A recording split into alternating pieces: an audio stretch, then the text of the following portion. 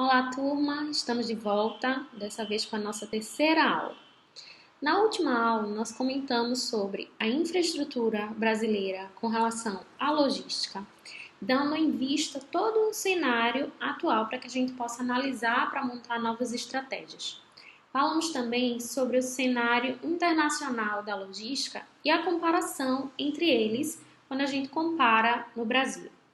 Hoje, o tema da nossa aula vão ser a definição e características de panorama e por que é importante o panorama para o cenário logístico. Mas na última aula eu tinha prometido para vocês que a gente ia começar vendo um pequeno vídeo sobre a parte de infraestrutura portuária que comentamos na última aula. Então, fica ligadinho que a gente vai começar a ver agora.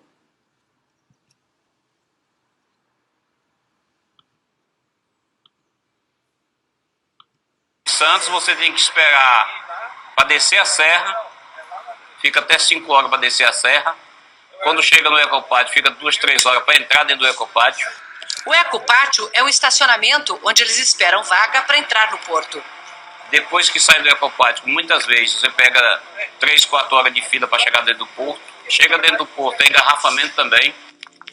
Todo mundo perde. Nós ganhamos porcentagem, né? Não somos salariados. Nós estamos parados, nós estamos perdendo, nós não ganhamos dinheiro, nós não temos salário, fica. O engarrafamento de caminhões é pior porque a cada vez que chega um trem, a estrada é bloqueada. O viaduto que evitaria isso é obra do PAC, mas não ficou pronto a tempo da safra. A dificuldade não é só fazer a soja chegar até o porto, mas fazer com que ela embarque nos navios. O Brasil não tem berços suficientes, quer dizer, espaço e estrutura para carregar os navios. E aí isso provoca um outro engarrafamento, lá na entrada do porto. Um sobrevoo na aproximação do Porto de Santos mostra o tamanho do engarrafamento. Mais de 80 navios ancorados na fila para atracar. Eles vão esperar em média uma semana a um custo de R$60 mil por dia. Essa é uma das razões para que entre os BRICS, o grupo de países emergentes mais ricos, o Brasil fica em último lugar em qualidade de portos e ferrovias. Se você olha, praticamente todos os portos temos filas. Filas e filas de navio.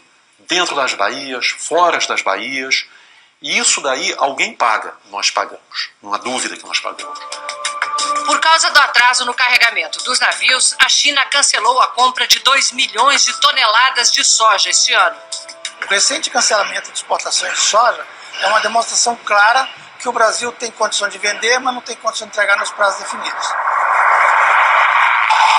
Este armazém aqui é o exemplo de como o sistema entra em colapso. Há 3 dias parou de receber soja porque está completo, com 135 mil toneladas de soja. Dá para carregar 2 navios, só que ela não pode carregar porque não tem espaço no porto para os navios atracarem.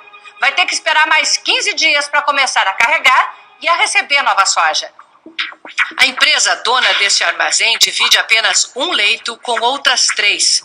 Assim, só consegue carregar 2 navios por mês. Pelo menos um gargalo começou a ser resolvido. Desde sexta-feira, os serviços públicos como Receita Federal, Vigilância Sanitária e o Ministério da Agricultura estão trabalhando 24 horas por dia nos portos de Santos, Rio e Vitória. Em maio, outros portos passam a operar 24 horas por dia. Só isso deve aumentar a capacidade de embarque e desembarque em 25%, segundo a Secretaria Especial de Portos. Pela primeira vez, o Brasil fez um planejamento a longo prazo. De maneira que nós sabemos o que o Brasil precisa de investimentos até 2030. No ano passado, nós movimentamos mais de 900 bilhões de toneladas. Em 2030, deveremos movimentar 2,23 bilhões de toneladas nos nossos portos. Os investimentos previstos são de 58 bilhões de reais, a maioria da iniciativa privada. Na outra ponta da Ferrovia Norte-Sul, a soja já chega de trem, apesar de ainda em volume muito pequeno, porque a principal região produtora ainda não tem acesso à ferrovia. Aqui no Porto do Itaqui, no Maranhão, o problema não é a falta de berços. Esse aqui é novinho, ficou pronto em dezembro. Só que não pode ajudar a escoar a super safra. porque não tem armazém para estocar os grãos e nem esteira para carregar os navios. A obra do terminal de grãos ainda está na terraplanagem. Ao lado, num terminal privado de uma empresa de mineração, mais de 3 milhões de toneladas de soja chegam de trem todo ano. É fácil ver como é mais eficiente. Um trem de 80 vagões é descarregado em 8 horas. A mesma carga precisaria de 240 caminhões e 60 horas de descarga. Só que para embarcar no navio, essa soja precisa dividir esteira com ferro. Quando um embarca, o outro para. A empresa está construindo um armazém e esteiras para duplicar a capacidade de embarque. A carga de contêineres também enfrenta problemas. No Porto de Santos, muitos navios, depois da espera, saem com espaço vazio nos porões, porque por falta de dragagem, a entrada do porto é rasa demais e não permite carga plena. O operador do terminal diz que seus preços de operação são competitivos, mas aumentam muito por causa do acesso dos navios e dos caminhões. O custo, então, está em chegar e sair do porto? O custo está exatamente em chegar e sair do porto. Se você fizer um comparativo, o custo de um transporte de container de São Paulo para cá custa mais ou menos R$ 1.200. Isso equivale a $600. Com $600 você atravessa a costa americana, da costa leste para a costa oeste. 4.300 quilômetros, pelo que pagamos por 120 quilômetros. É que lá vai de trem. Se a ferrovia Norte-Sul estivesse pronta, o Brasil também sentiria o impacto de redução de custos. E, em vez de esvaziar, encheria os cofres públicos. De 2007 até agora, teria faturado 12 bilhões de reais, suficientes para pagar a obra e lucrar 50%. No vídeo que acabamos de ver, a gente consegue ter uma ideia muito mais próxima do cenário atual quando a gente fala de logística brasileira. Vocês percebam que no vídeo a gente comparou muito de toda a infraestrutura portuária e também do modal ferroviário, inclusive comparando com outros países, que foi o conteúdo da nossa aula passada. Então, a gente vai começar agora a falar um pouco sobre panorama para que vocês entendam melhor por que o panorama é tão importante para montar, para a construção do cenário logístico.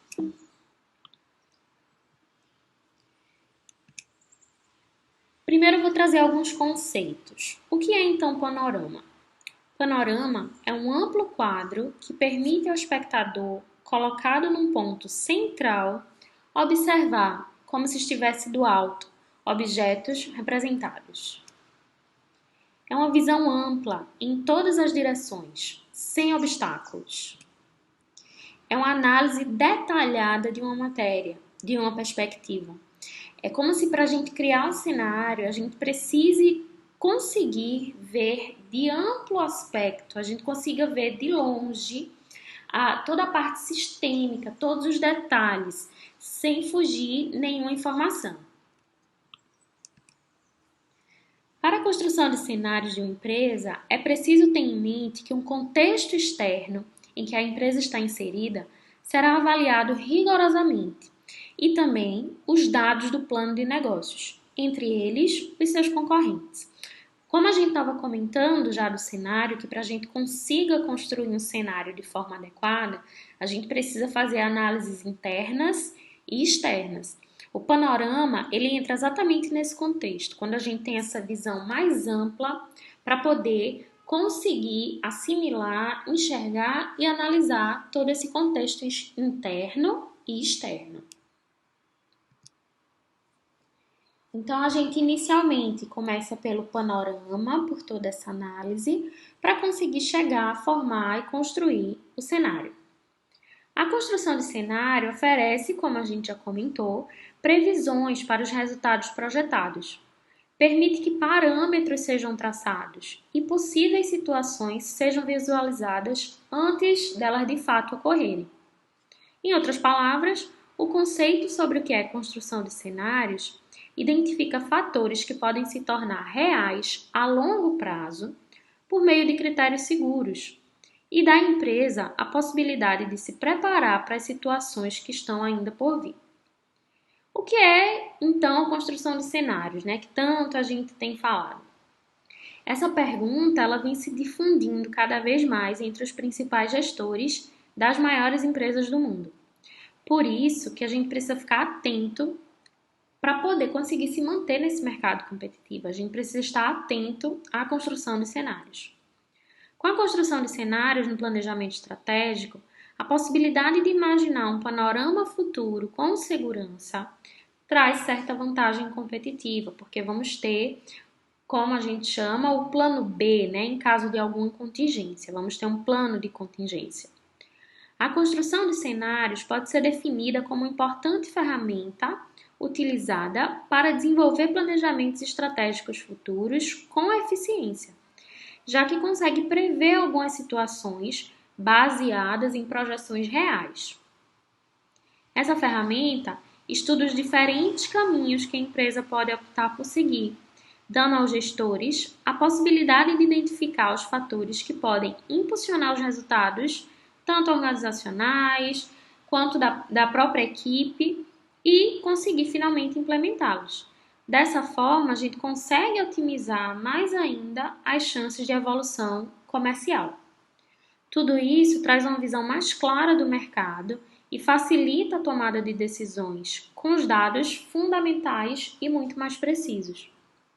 É importante ressaltar, como a gente já comentou na aula passada, que a principal função da construção de cenários no planejamento estratégico não é a tentativa de prever o futuro, de adivinhar, mas sim de identificar fatores que podem se tornar reais a longo prazo.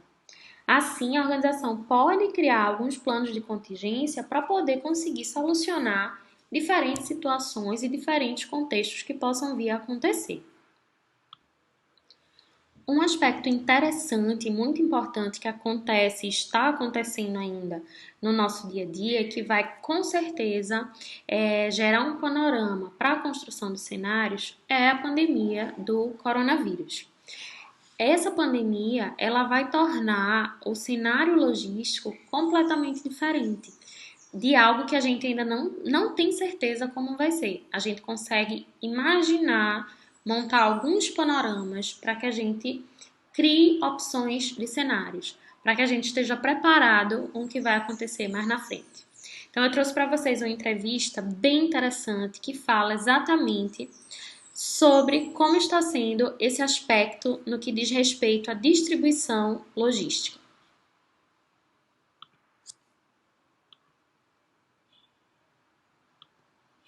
O transporte de insumos para a saúde e de alimentos é fundamental nesse momento de pandemia do novo coronavírus. Eu converso agora com o ministro da Infraestrutura, Tarcísio Gomes de Freitas, que vem ajustando toda a logística para garantir que hospitais, farmácias e supermercados sejam abastecidos. Ministro, muito obrigada pela entrevista. O senhor vem conversando diariamente com todos os setores, aéreo, ferroviário, rodoviário. Qual que é o grande desafio nesse momento? E há algum risco de desabastecimento para a população? Não há risco de desabastecimento, a gente tem trabalhado muito isso. O grande desafio foi ajustar os vários decretos estaduais e municipais de quarentena. Vários governadores e prefeitos estabeleceram bloqueios e fechamento de todo o comércio, liberando, por exemplo, supermercados. Só que o supermercado não funciona sozinho. O transporte tem que funcionar para que a comida, para que o insumo chegue na prateleira do supermercado, para que o oxigênio chegue no hospital, né, para que o insumo para hemodiálise chegue no hospital, para que o combustível chegue ao posto.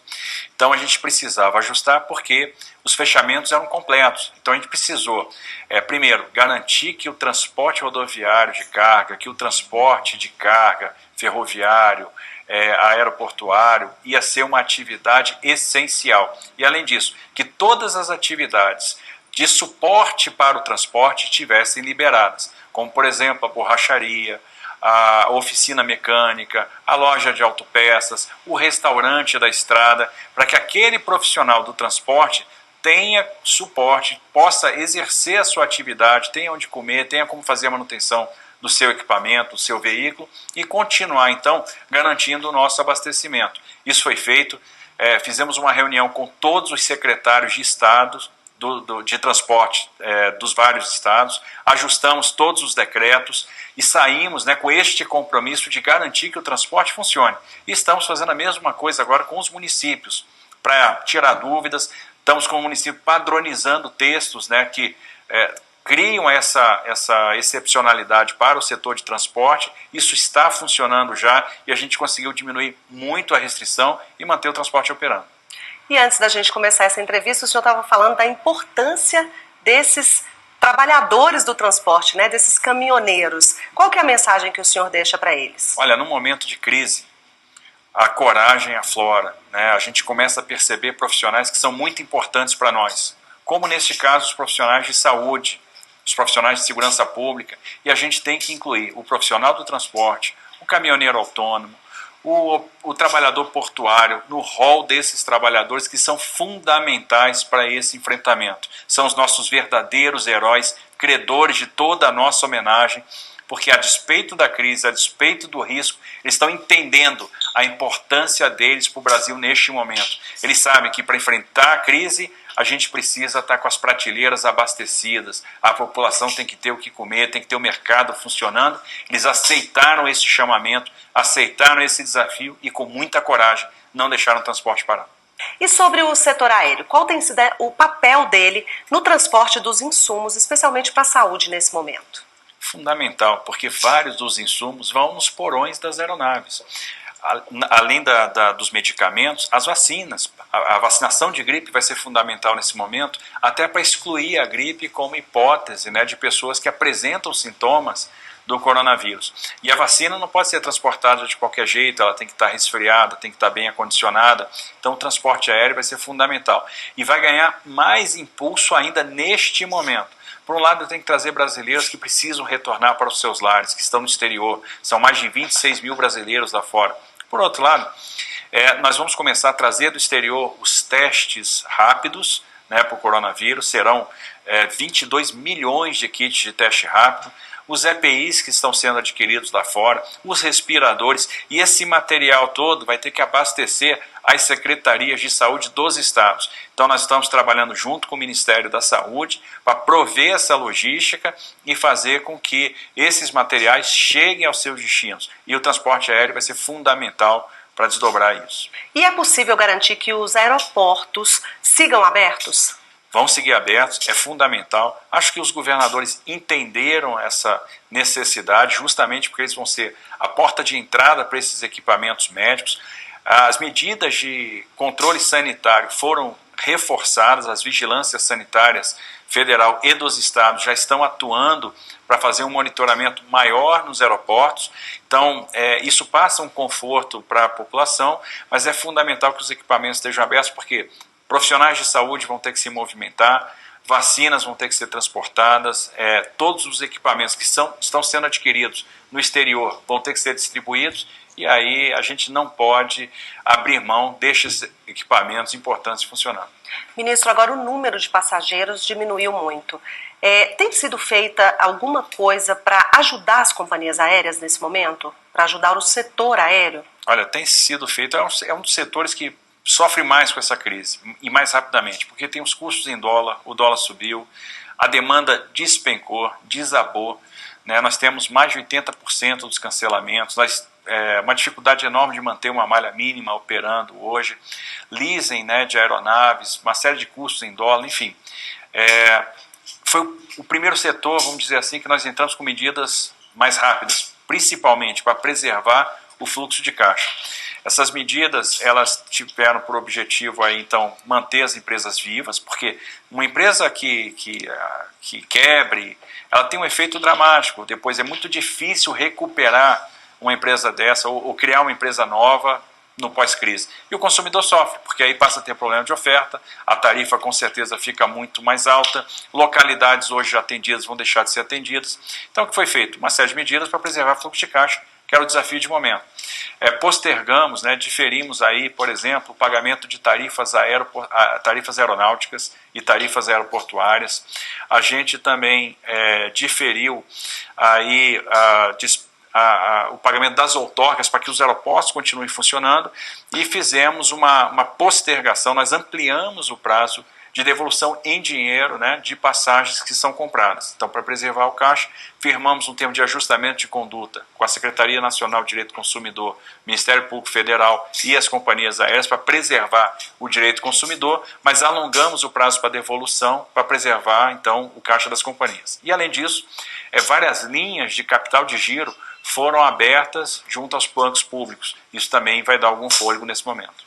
Ministro, e as ferrovias? Elas ganham um papel mais importante nesse momento? Olha, o transporte ferroviário de carga tem continuado, é importante que continue. O Brasil esse ano está com uma super safra, o transporte ferroviário vem crescendo e as ferrovias têm sido importantes. Nós tivemos aí, dentro da onda de solidariedade que está tomando o Brasil, um apoio importante, né, que veio das concessionárias de ferrovia.